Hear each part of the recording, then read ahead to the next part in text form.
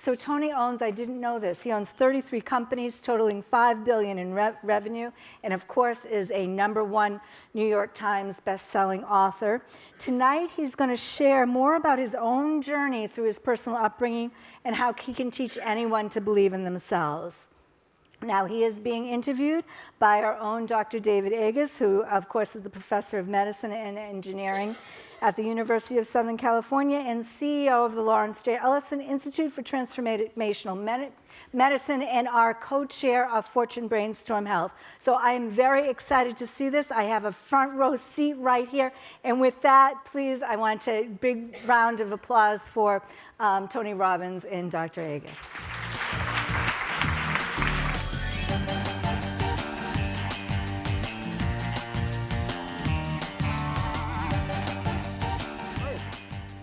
That's quite an introduction on you. Yes, it is. Thank you. I think she gave me way too much credit for what she's done with her own life. You created Watson. That's so amazing. Isn't it amazing? I created the internet before that. So obviously, Tony, everybody knows about you. Presidents, CEOs, you name it, you come in, and there's something about you that changes them, and they get transfixed. Every day, you know, I can only imagine the stress you have that people are putting, you know, their trust in you. Does it stress you? Are you stressed? I physically stress my body to extremes because I've developed a process to take people and help them change in a weekend. But my idea of a weekend is 50 hours. And most people want set for a 3-hour movie. So, you know, that somebody spent $300 million on, and I got 12,000 people in a stadium. I got back from last night up in San Jose. We had 4 days and nights like this. And we actually had a halter on me and a group of researchers that work with Olympic athletes, and I burned 9,500 calories in one day in 9 hours. The battery died before I finished. I went 12 hours. I burned enough calories for 2 marathons. My jumps, because I'm jumping constantly, was the equivalent of 2 NBA games. My lactate, as you all know, at 1 is hard to talk. It was 14, and I was still going strong at 12 hours. So there's some physical stress because I'm a believer that talking is bullshit, that you gotta go deep. You gotta get people to experience things. I think a belief is a poor substitute for an experience. And if I get someone to experience changing something, if I can do it in a really potent way where they really feel it, then, you know, if you do that over and again, you start to get someone to actually be trained to get a new result. It's not about belief. You know, belief is important. It's not about confidence. I heard that kind of description. It's never been what's about. It's strategy. But if you don't have the certainty, you're not gonna execute. So I think I've spent a lifetime accumulating patterns. There are patterns we all have. There are patterns that make you angry, patterns that make you sad, patterns that make you excited, patterns that make you grateful, patterns in health, as you well know. So like all of you who are the best at what you do, I'm massively into pattern recognition, pattern utilization, and pattern creation. And those things help me to create changes that wouldn't have happened before. And I get the phone call when, you know, the athlete's burning down on national television, Serena Williams, I got to produce the result now. So I fly without a net, and that's part of why I got good, you know, for 40 years. This is my 41st year doing this. I started when I was 3, of course. And then I also have the same thing where, like, you'll get a child that's suicidal. I've never lost a suicide, knock on wood, I'm sure I will someday, but out of thousands, and we follow up, make films. Because when people are gonna kill themselves, they have a reason. They believe that dying is more painful than living. You shift that, they don't kill themselves. I get the phone call, true story, the President of the United States calls me, Clinton, and says, they're gonna impeach me in the morning. What should I do? I'm 31 years old, and I'm getting this phone call. It's like, could you have called me sooner? You know, that's the first part, right? But so by doing deep practice, by practicing without a net, by putting in a situation, you've got to find a way. And because I really care, most times I've been able to find that way. And then that builds your own sense of certainty. And also, I put myself in enough crazy environments that I've had to adapt to so many things that there are only so many problems. And there are unlimited ways to change them as far as I'm concerned. So when someone who has more variability meets somebody with less variability, the one with the most variability will dominate and be able to help. How do you turn off? That's a great question. My wife is a huge part of it, my kids, my grandkids. But I don't feel stressed, so I'm not turning off. I certainly relax. I play squash. I I read, I go to movies and do simple things, fun things. But my life is a mission. And so it isn't stressful for me. It's exciting for me. I can't wait to wake up in the morning. And you know, because we've worked together, I don't sleep a whole lot. I'm sleeping better. I got rid of the sleep apnea, which was very helpful. But I was sleeping then 4 hours a night, which is horrible. But most of my life, it's been 5 or 6 hours. And now I'm making myself sleep closer to 6 as much as I can based on, education, what sleep does. You won't even remember this, but I met you about 15, 16 years ago. It was, I gave my first corporate speaking gig. And I was scared to death. I'd never done it before. It was in London. And I get there, and Liz Murdoch says, David, I'm so glad you're going to speak, but you're going to follow Tony Robbins. And I was like, what? And, watching you on stage, I mean, you are an athlete. Yes. I mean, in what you do, you engage people. 90% of the audience, like this kind of audience, didn't want to be engaged, and yes. You're able to do it. Yes. The feedback loop has to be there. Are you watching every person and seeing, I have to amp it up, amp it down? Is there a feedback loop when you do this? Of course. Everything is based, everything in my world is based on coming up with the outcome that will serve and then going at it. But most of the time, your approach going at it doesn't work. No one else knows that, but you can see it doesn't work. So it's constantly changing your approach until you can get where you want to go. When I enter an audience and I'm going to give a talk of any sort, I do a huge amount of homework in advance. I prepare, I see who's there. But then when I stand up here, I wouldn't be sitting like this. I'm scanning constantly. And who I'm looking for are the people who think it's bullshit. I'm going after the people who got dragged there. I'm not looking for the people clapping for me.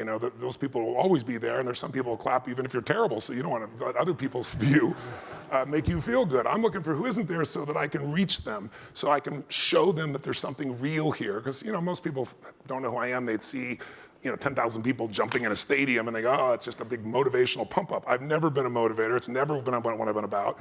I think motivation is useful. It's like a warm bath. You should probably take a bath or a shower every day, but you need more than that. You need strategy. But what I really believe is energy. Most of us grew up, and right now, most of you are learning in the traditional style you did even when you were in school.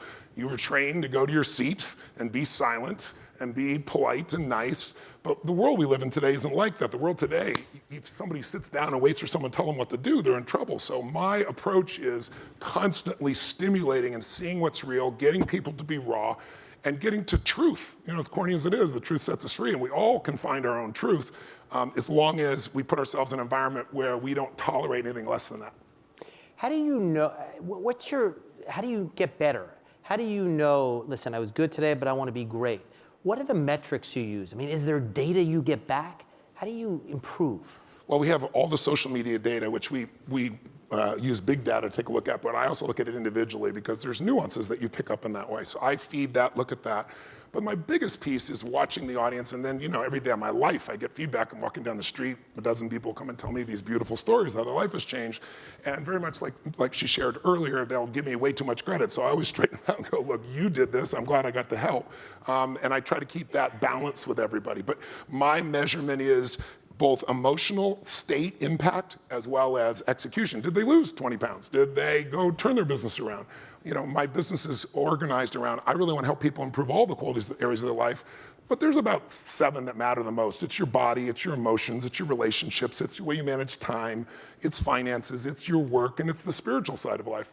And so what I spent my life doing is modeling people that are the best in the world. You find a couple who've been together for 65 years in their 80s, late 80s, and they're still making love and passionate, not just hanging out.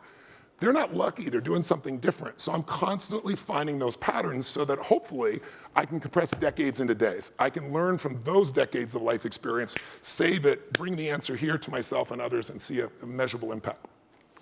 And you like it, you enjoy it. I don't have to work, fortunately, another day of my life and haven't for 20 years almost. So I work harder today than I ever did when I had to. It's always been what I love. I've never done it for the money. I have lots of companies, that make me a lot of money, but it's not about the money for me. It's about changing lives. And when I was growing up, I went through a really tough childhood. My mom was a beautiful soul, but she abused prescription drugs and alcohol. And people have different personalities in that area. And I'm the oldest. I have a younger brother, 5, younger sister, 7 years younger. And she bashed my head against the wall. She'd think I was lying, and she pulled liquid soap down my throat till I threw up. It was pretty brutal. But it made me become a practical psychologist. it made me have to learn what makes people get crazy, get angry, get excited, get loved. And I had to learn how to manage her to protect my brother and sister, and to some extent myself. And so, if my mom had been the woman I'd hoped she'd been, I wouldn't be the man I'm proud to be. So it all worked out in a very beautiful way. But it made me, I had so much suffering in my life. I don't want any human to suffer. And I'm effing driven to end suffering wherever I can possibly make a difference. I don't want just end suffering. I want them to experience the joy and the happiness and the freedom and the love and the opportunity to live life on their terms. But do you have to fail to be successful? Yes. Do you have to have suffering to be successful? Well, you have to fail. I don't know if you have to suffer. The old phrase, pain is part of life, suffering's a choice, right? And I have and just in recent years, I've made a big change in that area of my life. Most of us, I think in the culture, this is a different room because people here, my guess is, I don't know you all personally, but you wouldn't be coming here figuring out how to be on the cutting edge, going next level if it was just a job for you or a career for you. You guys are in it to win it. You're in it to have an impact, is my guess for most of you. This is a mission drive for you. When it's that mission drive, it just gives you so much energy. You don't have to worry about, trying to pump yourself up or do something like that. I mean, this room doesn't need to be motivated. I've never been motivated anyway. What I really try to do is have people figure out what's their drive. I'm more the why guy than the motivator. I want to know why you do what you do. Motivation, I hate the term, but it's just what's your motive for action.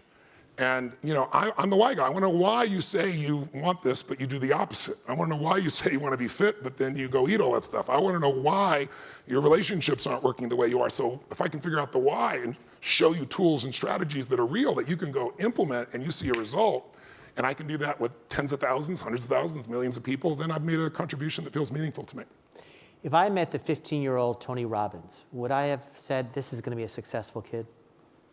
15, what grade is that? Let's see. So that'd be like that's junior high school, like 9th grade, is that right? Yeah. Well, I wanted to be a professional baseball player. The father who adopted me, I had 4 fathers. His name was Jim Robbins, was a pro baseball player. Right. And but I started very late. I had tremendous desire and no effing skill. And I hated when we lost. I would cry. I was an emotional creature. So if you'd seen me at that time, when I got cut from I was a really smart student and I was really good in science. And the science teacher, I was really his pet, Mr. Gaze. He was also the coach of the baseball team. So I went out for pitcher and did really well. And he was a very strict guy and I had very long hair. So I got to the final cut, I cut all my hair, and then it didn't work. He cut me anyway, and I didn't make the team. So that kind of started me looking, and around that time, you might have, because I learned how to type. I took a typing class. I was the only guy in a shorthand class because I wanted to go interview. I wanted to become a sportscaster or a sports writer. I wanted to be in the environment. If I couldn't be the person in it, I wanted to be a part of it. And I got a job at a local newspaper, and then I was offered a job on KTTV Channel 11 in LA at 15 years old. Because they tried Fannie Fox, they tried everything to try and get people to pay attention to their sports forecast. My mom took me out because she said my ego was too big and ended all of that. So you probably would have seen that he was this driven guy. I got an interview with Woody Hayes on, the night before the Rose Bowl, taking buses to Pasadena with my little brother with his Instamatic camera taking pictures. That's awesome. I was driven. I've always had that drive. I've had to have that drive or I wouldn't have survived. What do you read for fun now? I don't read for fun. I think I watch movies more for fun. For fun, I read Lucky Years. All right.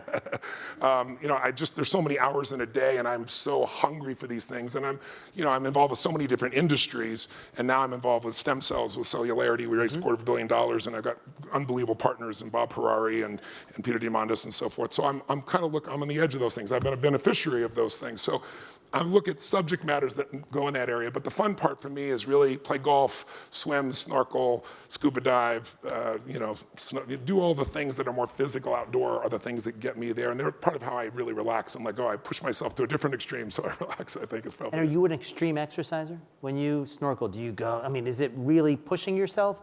No, I used to only do that. I used to have only one gear, not anymore.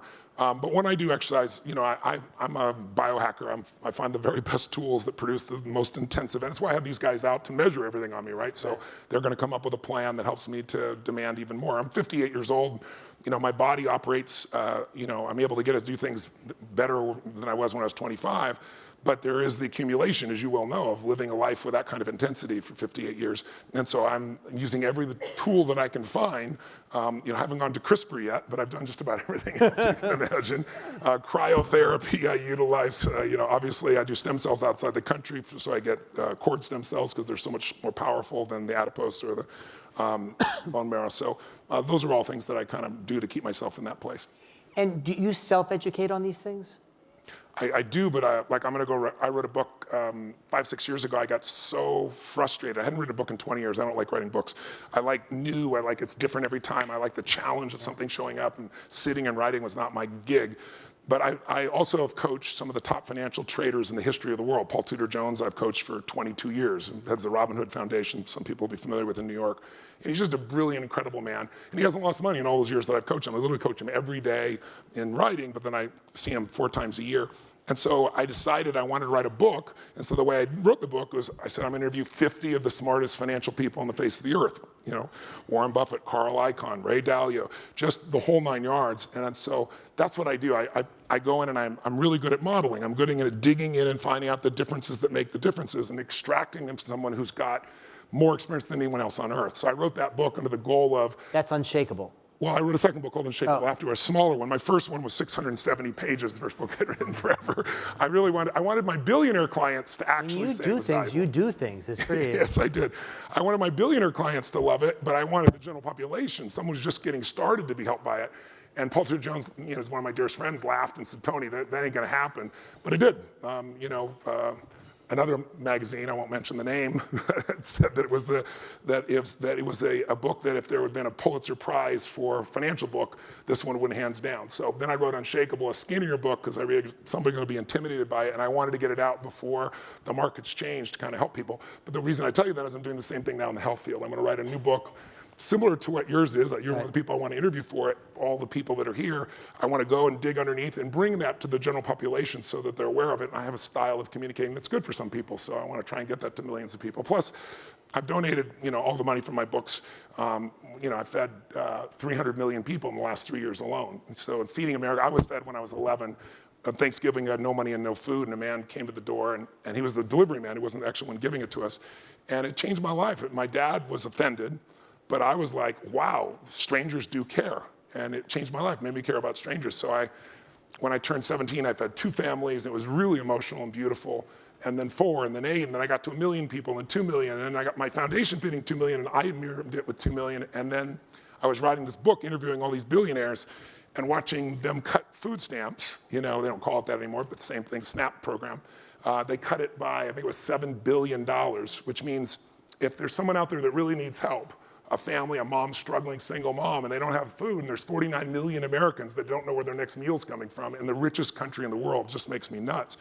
I wanted to make sure that I could have an impact on them. So I found out I fed 42 million people in my life, and I said, what if we fed 50 million people in a year?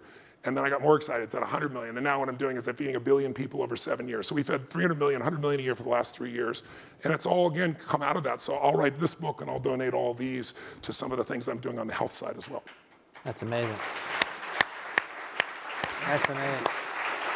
So obviously, you're brilliant. What you do changes the world. You give back.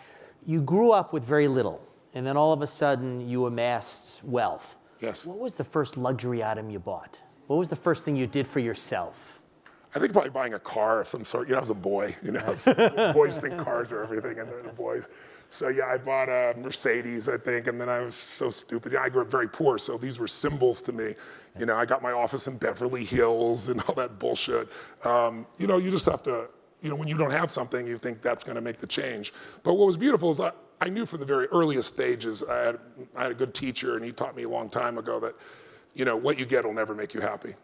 Who you become, that'll make you very happy or very sad. And so my whole focus is be a blessing every day in the lives of anybody I meet. I'm fortunate enough now I can walk by, and some people feel like it's a blessing because of celebrity, whatever the hell that is, but taking a picture or light somebody up, but really helping somebody, somebody that's suicidal or somebody that's, help them turn their business around. And I get to work with people that are hungry. People ask me all the time, what's the common denominator? Because, you got a Mark Benioff or, Ray Dalio, all these superstar geniuses that are followers of my work. And then you got the average person just getting started. The extremes are pretty huge. And the common denominator is I see people when they're hungry. So people are the best in the world are always reaching out because they know one little 2 millimeter shift and you can end up in a completely different direction over time. And so they're hungry. They haven't lost their hunger. It's why they're the best in the world. So I get all the best. And then I also get people when they're at a position of challenge, because that's when people actually start to pay attention, just like they do in health, right? They should have taken care of it all along the way, but now there's a crisis and now they're willing to do something. And they've tried everything else, so they'll try the crazy guy with the big teeth from TV. So that's something like that usually. All right. So you've got 4 decades left when we start to look at actuarial tables. Yes. Wow, I'm glad to hear that. I don't believe in triple digits. So in these next 4 decades. I got 40, so you're counting on being 98. So is your lifestyle sustainable? Can you keep doing what you do? I mean, I've seen you do it. There's no way you can sustain this for decades more, I don't think. Well, they told me that, I went to the Harvard because my throat was just, I finally thrashed it completely. And I went to a doctor, a really brilliant man. He deals with Steven Tyler and all those guys, the best in the business. And he asked me how long I spoke for. And I said, well, the average day is 12 hours. And he laughed like you did and didn't take me serious. He goes, no, really, how long? And I said, well, the shortest day is usually 9 or 10 hours and the long ones are 14. And he said, people in the room. I said, yeah, for 3 or 4 days in a row, sometimes 7 days in a row. And he said, that's impossible. So he goes in to look and puts a scope inside me, and they numb you up. And then he goes, no. And I'm like, and he leaves me with the thing down my throat and brings 2 more doctors, and they're all talking about that's not possible. So afterwards he came out, he goes, you've done something that medical textbooks would say is physiologically impossible. I've done this 38 years, never seen it. He said, your vocal cords are the size, they're supposed to be the size of your lips, and they're the thickness of your lips, and they're the thickness of a piece of paper. He said, there's no way you should be able to talk. You got to the point where you couldn't speak, and the reason I talk and sound this tone, whatever you hear, is because I've found a way neurologically to fuse my false voice box to my normal voice box. He said, I've never seen it in my entire history, and he goes, that's how you're talking. So I'm not suggesting I'm bulletproof by any stretch. I think I've reached out to you. I just spent 2 days in New York with a doctor doing a battery of tests. I was just at Forward. Where's this Forward here? Is Adrian? Is Adrian in the room here? I was at Forward in San Francisco. Oh, there he is. In San Francisco, and I was in your place in LA today. I went through the full piece. And, I'm scoring in the top, 0.0001% psychologically and physically, so I'm still good. But the answer to your question is, I still need to be smart. I work to balance my life, but it's not draining me. The only place it hurts is too much lactic acid or too much of those things, and that's why I'm doing the things I'm measuring now. I think with technology, I can measure things, and if there's a challenge, I want to handle it when it's small, kill the monster while it's little, not wait till it's big, as I know you teach. So, the biggest challenge, or one of the biggest challenges we face in health is how do you get someone to do something today that's going to help them 10, 20, 30, 40 years out? Yes. Right? That delay, in disease, yes, in a sense, hurts us, right? There's no metric. I can't take a blood test and goes, you have a score of 100 or a score of 98. There's no metric for health. Yes. So how do we in our business and the people in the audience who have that issue all the days with their companies and their products, how do we get people to change today for tomorrow? Whatever we do, I think you probably know, what we do is shaped by 2 things moment to moment. Because what we all in this room are influencers. What's a leader? Your job as a doctor, I would assume, or running a company is to lead. To lead is to influence. And I think influence really, or leadership really, is the ability to influence thoughts, feelings, emotions, and actions of another human being, and then do it with integrity, meaning for their greater good, not for yours, being like a fiduciary. And all doctors are, and all financial people are. So I look at that and I say, the biggest difference that you can make is learning how to change your client's state, whether it be your clients being your employees or whether clients being, a patient that's in front of you. Because the mental, emotional state we're in does everything. If you're in a pissed off, frustrated state, your biochemistry, as you well know, 5 minutes of rage and your immune system's suppressed for 5 hours, right? But I also found, I know that statistic, that I can do a stacking of positive emotion and shift somebody and have them 5 hours where they don't even know why they feel good during those pieces. So I look at the ways we can change state. And the way I found to do it, and I've taught for 41 years, is physiology first. The way we move determines the way we feel. And so you can't influence somebody else if you can't even influence yourself. Very often you'll see leaders who are in a crappy state and they're trying to lead somebody else. You can't do that. You can't get someone to do something you're not doing. You can't get someone to feel what you don't feel. You can't touch someone if you're not touched. You can't move somebody if you're not moved. So the first thing is your state. And really training yourself to measure it. Because just like medicine or anything else, or business, you can't manage something if you don't measure it. So I measure 0 to 10, where am I throughout the day? And it's not like I have to be at 10 every moment, but I know where I need to be in order to produce the greatest result. And then I know how to change them. And the most simple thing in this short moments we have here, and by the way, I pride myself on adding value. I only have 30 minutes and he's asking me about my life, which doesn't mean shit to you. And so I want to serve any way I can any of you. So when we're done here, if any of you go to my website, I'll give you an address. And if you ever want to come to an event as my guest, I'd love to do it, because I'd love to add real value to you, not just 2 minutes like this. And I'm also appreciative that I was invited. Thank you very much. But in short order, emotion is created by motion. And what you're really talking about is compliance for people taking their pills, following all these things. It's all based on the emotional state they're in. So people have habits of emotional states. And so what I try to do is uncover what are the patterns that are in front of me right now. So for example, if we all in this room said there was a depressed person behind curtain number 1 over here, and I'll make a $100,000 donation to your favorite charity, if you could describe them physically, you could. What's their posture like? Yell it out if you would, please. Slumped. Where's their head? Down. Breathing full or shallow? Talking slow or fast? Loud or quiet?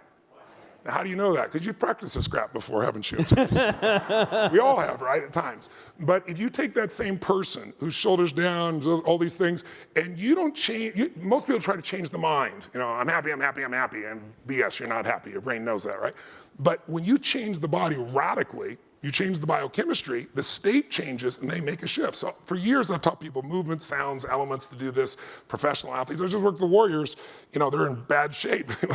I guess KD's going to be here tomorrow. Is Yeah, he's he coming can be tomorrow. here because he's injured, right? But I just work with. He's got nothing else to do, so he's coming here. But they called me in because Steve Kerr's injured. You know, he's been injured for 3 years. The team's injured. They're back in second place. They're not where they want to be. So, but what do I got to do? I've got to come in, and these guys have the skill. They've lost the state. KD says, it was weird, I don't have Steph there. And he's busting his tail playing like crazy, but the team wasn't winning.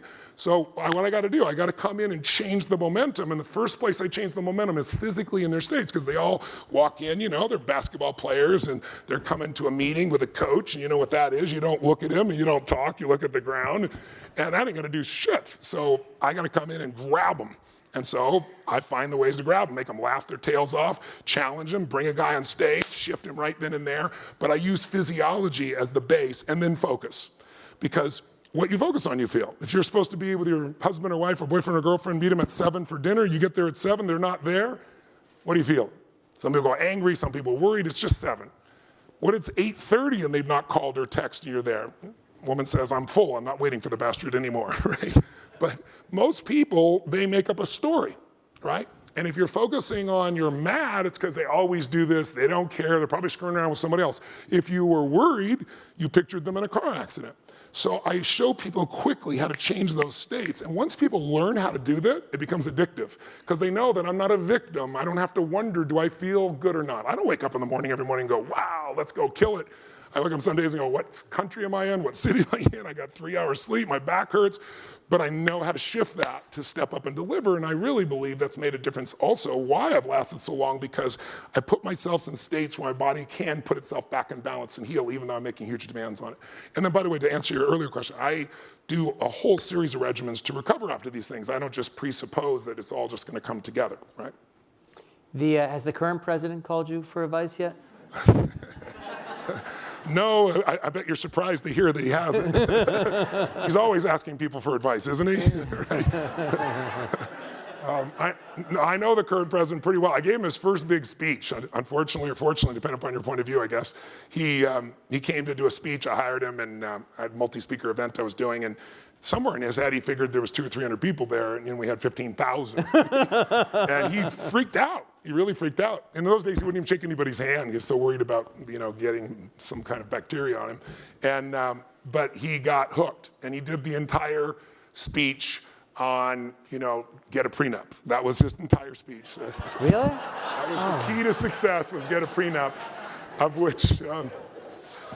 But, he was on that show, and people wanted to come hear him, it was there. So, no, I know him well. I know Hillary well. And I know President Clinton well. I know, I've worked with all the living presidents.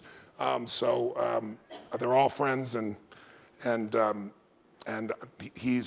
his communication style is one of the most difficult things we all have to deal with. His actions are tough, but I think his communication style is part of the bigger challenge. Is there a person in the world that you want to meet that you haven't met yet? Is there somebody out there who... Hello. There's no one in particular at this stage of my life. I've every major entertainer, politician, business person, but when I hear about somebody that's brilliant, I seek them out. Any popes? Yeah, I'm meeting the Pope in a month, actually. Seriously? Yeah. We're going there for the. I'm sure some of you may be there. They have the annual conference that they have on regenerative medicine. So because of our stem cell company, I'm going and I'm meeting the Pope, and then I'm speaking. I'm the last speaker in the regenerative conference there. Oh, that's great. Yeah. So, as we conclude tonight, you have a group of healthcare executives, leaders in the health space. This is a group that has had ups and downs in our field. And, Affordable Care Act, yay, now we're, peeling back from it. Drug pricing, we get a lot of bashing in our field. Yes. At the same time, this is the hope for all of us. We Yes. need all the people in the audience to be successful for us to live long and well, et cetera. So how do we change the mood in our space? We've got the government knocking us down. We've got legislation here. We've got the people thinking pharmaceutical companies are bad. Healthcare companies are there to take our data or charge us too much. How do we change the mood? Well, I don't think it's just medicine that's going through that mood right now. I think everybody can see that, right? Every kind of movement that you see out there, we have come to a place where we no longer seem to find a middle road where everybody is either agrees with you or they're evil. If you look at things like all the issues, take outside medicine, say the safety and security of our children, there's nobody out there that doesn't want their kids safe. And yet, we fight with each other as if the other side's evil because one thinks we should have guns and one thinks we shouldn't. So I don't know that there's a simple solution for what you're talking about, but in your space, there is a solution, and it is you first. It's like, you get on an airplane, what's the first thing they say? If we get into trouble, mask will come down, oxygen's there, and the first thing you gotta do is put it on your kid, right? No, why? Who do they tell you to put it on? Yourself, you selfish bastard. What's the deal here, right? But it's because if we don't take care of ourselves, we can't take care of them. So for leaders, what I always tell them is, it's you first. It starts with you, and it starts with your psychology. 80% of growing a business, if you look at what the chokehold is on a business, it's always the leader. And 80% of that chokehold is the psychology, and 20% is the mechanics. People in this room know the mechanics and strategies beyond what anybody on earth knows in their category. So it's really about you being in the state where you execute. It's like I always tell people, knowledge is not power, it's total BS. Knowledge is potential power. Execution trumps knowledge every day of the week. And so my life is, how do you get yourself to execute? And execution comes from learning to put yourself in that right state every day. The second thing is not allowing, and I've only learned this in the last 2.5 years myself. I look at life as having two master skills if you want life on your terms, whatever your terms are. Change the world, have a beautiful family, have a great business, laugh a lot, sing, whatever your terms are. You need to master the science of achievement, which most of the people in this room have done a hell of a job over, they wouldn't be in the room, including you and me. And then there's the art of fulfillment. And the art of fulfillment sounds boring as hell because people say, well, show me how to achieve and I'll be fulfilled. But I interviewed 50 billionaires and about 12 are really good friends of mine now. And I could tell you honestly that 2 are really happy people. And it has nothing to do with the money. Money doesn't change you. I always tell people, if you're mean, you have more to be mean with a lot of money. If you're, generous, you have more to be generous with. Money doesn't change people, it just magnifies their nature. And so if you really want to change your life, the fulfillment part's important. I give you a metaphor. I feel like we lost a national treasure about 3.5 years ago. It came in the form of a man that used to make us laugh. What was his name? Robin Williams. And you think of Robin Williams, how many of you, I'm curious in this room, by a show of hands if you would, how many of you, don't raise your hand if you liked Robin Williams, raise your hand if you loved him, only if you loved him, if you loved Robin Williams. Keep your hands up so I can see if you look around the room. If you keep your hands up, look around the room. It's about 98% that love this man. Only 2% assholes that didn't like Robin Williams. Yeah. But the reason I bring this up is Robin was a super achiever. He came to Hollywood and said, I'm gonna be a star. I'm on my own TV show. Everybody says that. He did it. He said, I'm gonna have the #1 TV show. Some of you are old enough to remember Mark and Mindy, right? Me too. And then he said, I wanna have a magnificent family. Then he said, I wanna make more money than I could spend. He did all those things, he achieved it all. Then he said, screw that, I wanna make movies. Then he said, I want to not make movies. I want to make movies, and I want to win an Academy Award for not being funny. His #1 skill, and he did it. And then he hung himself. Now, you can all say, yeah, but his brain was disturbed, and we know he had the Lewy bodies in his brain. But let's be honest, he abused drugs and alcohol his entire life, and the reason was he made everybody happy except himself.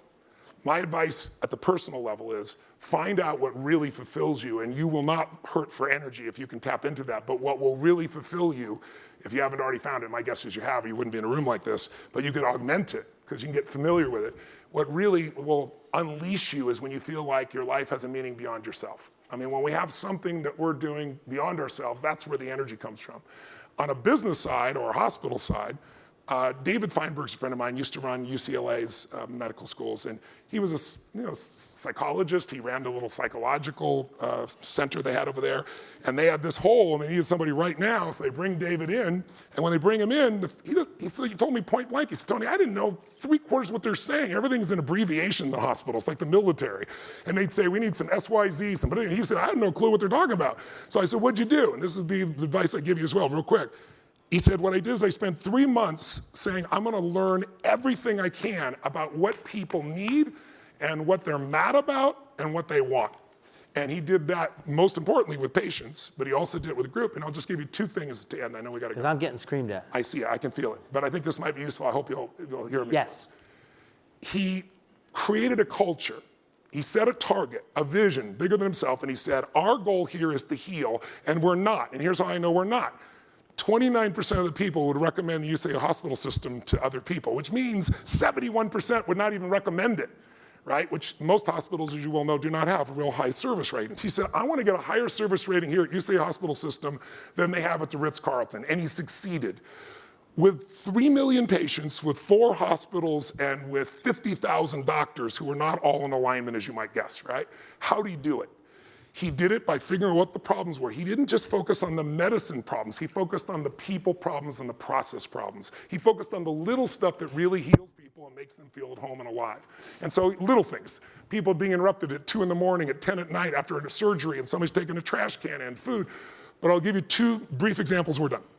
One, he had an experience, this would be how he created the culture. He had an experience where a woman came in for gallbladder surgery, and somebody did something wrong, messed up. They got the gallbladder out perfectly, but she got poisoned in the process, and instead of overnight, she was there for 6 days. Her husband brought her, he had to fly overseas for work. She leaves, she thought she was gonna die. She leaves, goes and doesn't have any money on her. Her husband's not there. She goes to the taxi place where they're supposed to give you a taxi piece, and they said, no ma'am, you don't qualify, you have too much money. So she has like $14, she hires a taxi, he drives her within 3 miles of her house and dumps her. Right after she's in the hospital, she walks home. David finds out about this as the CEO of one of the largest hospitals in the world and personally drives to the woman's house, knocks on her door, asks to come in, apologizes, connects with her personally, said, I can never take away the fear and the pain you went through, and certainly make sure you didn't have to pay for it, but would you come with me back to UCLA and tell your story so I can bring all the doctors, all the nurses, everybody on the table, and show them what this means so they have an emotional association to what this consequence is. The impact of that is they changed, like, I forgot the language you guys would all know, the mainline IVs that people die from very often. They got that number down to the lowest number, so low that the government came in and thought they were lying about the number, and he taught other people as well. One last example, woman's dying of breast cancer, terminal breast cancer at UCLA. She's 67, 68 years old, if I remember correctly. And they find out that her daughter is about to have this grandmother's granddaughter at San Francisco at UCSF. David said, we are here to heal, and here's what we do. We do whatever it takes. You treat people like they're your mother. That's what he did. So the gallbladder thing, because the doctor said, I took the gallbladder out perfectly. What are you talking about? He ran into this all the time. He said, it's not enough to do the medicine. You got to heal the people. You got to create an environment. You got to treat them like they're your mother. And once they started installing that, they started changing things. What this nurse did, she called up to UCSF, had the woman flown down, the daughter flown down, had her have the baby right there while the grandmother got to hold her granddaughter, and 4 days later she died. To me, that's what medicine should be about in the world we're in today. Well, Tony, all I can say is and I think everyone in the audience is so excited for your healthcare book. We need it. We thank you for sharing your wisdom, your words, your love with all of us. Tony's been very generous in that there's a website that'll be placed up here where you can go there and he will send you a copy of Unshakable, his most recent New York Times #1 best-selling book. And we thank you for what you do for the world. Thank you very much. Thank you very much. Thank you, buddy.